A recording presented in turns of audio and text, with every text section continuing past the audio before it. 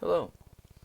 For this lesson, we're going to sort of continue on with our V-Ray render settings, a little bit of a twist on what we talked about in the last lecture, and that's in the ability to hang on to some of these settings after we've tweaked them to our favorite parameters. Okay, so lots of times, you can keep adjusting these each and every time, but there's actually an easier way to do it.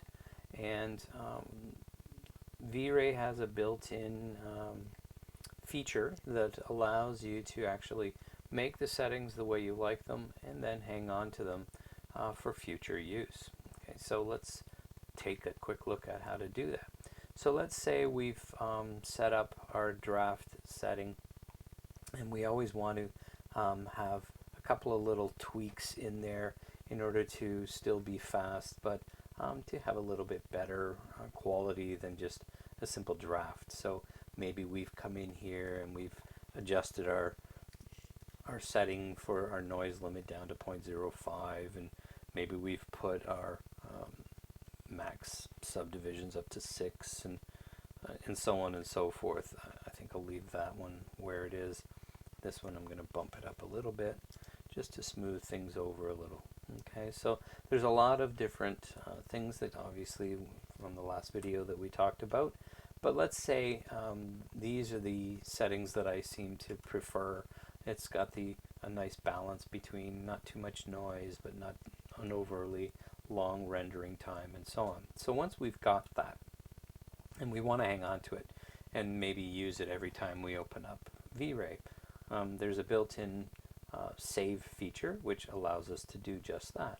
So down at the bottom of the palette you can see that there's this little diskette icon, and if we click on that, what that does is it brings up a window that allows us to name this, and I'm going to call this Draft Plus, and something like that, or give it whatever kind of name you want, or maybe Best Draft, something along those lines. Okay, so the name is completely up to you, and then pick a spot where you can hang on to these, and if you want you can make a folder called render settings and then create that, and that way when you go to save this file it'll be put into that folder. And then maybe the next one you want to do, you want to take it to medium, but let's bump up some of these parameters so that they're that much better, so that when we take a look at this, it'll not be that much slower than a typical medium rendering, but by adjusting some of these parameters we can come up with some some better quality, but not at the expense of too much time, and maybe even adjust that one a little bit. Again, until you've played around with these a little bit, it's hard for you to know which ones to adjust and which ones to leave alone. But let's just say that these are the values that you seem to, let's take that even further, 0.005. Okay, so let's say these are my optimum final rendering parameters without using the high setting. So I want to save that, and I'm going to call that final medium.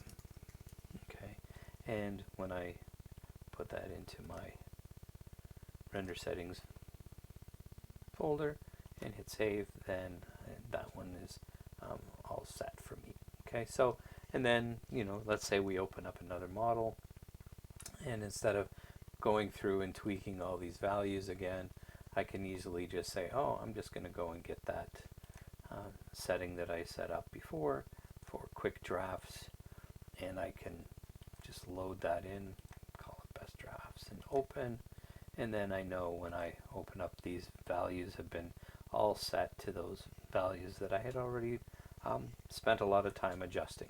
Okay, so that's the easy way to set up some presets for our renderings for various situations. And I can honestly say I do use this. I've been using this software for many years, and And some of it's not too difficult to tweak here and there, but if you've got that file already set up, why spend the time doing something you've already done before? So this is a handy little feature that I think not enough people take advantage of. So once you've tweaked those settings, save them to a place where you can get at them, and that way you can easily call them up in the future. So that's all I wanted to cover for today. So thanks for listening.